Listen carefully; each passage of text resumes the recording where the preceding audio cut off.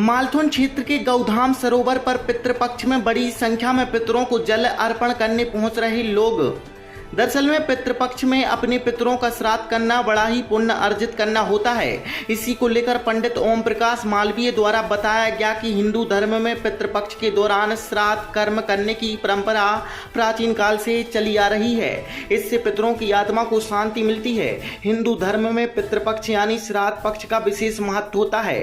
हिंदू धर्म में तर्पण, पिंडदान और श्राद्ध को कर्म माना गया है, जो कि प्राचीन काल से किया जा रहा है। मान्यता है कि जो लोग इस धरती पर नहीं हैं, उनके लिए और पितरों की आत्मा की शांति के लिए तर्पण, पिंडदान और श्राद्ध कर्म जरूर करना चाहिए। इससे उनकी आत्मा को शांति मिलती है। 16 दिनों में पितरों को जल देते हैं। धर्म ग्रंथों के मुताबिक श्राद्ध के 16 दिनों में लोग अपने पितरों को जल देते हैं और उनकी पुण्य तिथि पर श्राद्ध करते हैं। ऐसी मान्यता है कि पितरों का ऋण श्राद्ध द्वारा चुकाया जाता है। वर्ष के किसी भी मास तथा तिथि में स्वर्गवासी हुए पितरों के लिए पितृपक्ष की उसी तिथि को श्राद्ध किया जाता है। पितरों की संतुष्टि के उद्देश्य से श्रद्धा पूर्वक किए जाने वाले तर्पण, ब्राह्मण भोजन, दान आदि कर्मों को श्राद्ध कहा जाता है। इसे पितृ यज्ञ भी कहते हैं। श्राद्ध के द्वारा व्यक्ति पितृ ऋण से मुक्त होता है और पितरों को संतुष्ट करके स्वयं की मुक्ति के मार्ग पर बढ़ता है।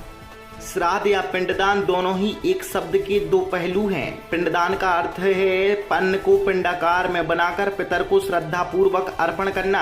इसी को पिंडदान कहते हैं। ऐसा करने से मनुष्य को पितर आशीर्वाद देते हैं और जो भी मनुष्य इस कार्य को करता है उसे पुण्य मिलता है। पितृपक्ष में अपन को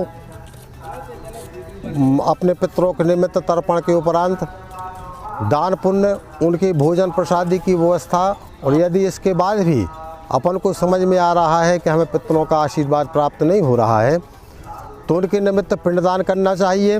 पिंडदान के उपरांत दक्षिण दिशा में अपन को घी का दीपक रखना चाहिए अपने मकान के दक्षिण दिशा में। और यदि अपन ऐसा पूरे दिन करते हैं, 16 दिन 15 दिन जो पितृपक्ष के हैं ऐसा करते हैं, तो निश्चित रूप से उनका आशीर्वाद हमें प्राप्त होता रहता है। कागोर का ये महत्व है कि अपन को सूक्ष्म रूप में जैसे ही अपन कागोर निकालते हैं तो अपने पितृ लोगों को जो सूक्ष्म रूप में प्रकट होते हैं उनको स्वीकार कर लेते हैं वो, और उनके स्वीकार करने से अपन को बहुत पुण्य फल प्राप्त होता है। उनका आशीर्वाद सदैव अपने ऊपर बना रहता है।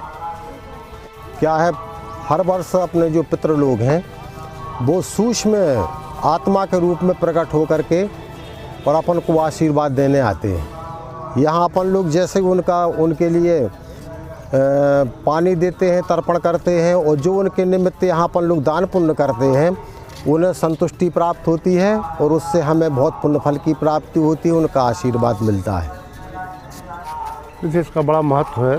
15 दिन जो है उनका पितृ आते हैं, उनको याद करते हैं। ये एक त्यौहार सा रहता है।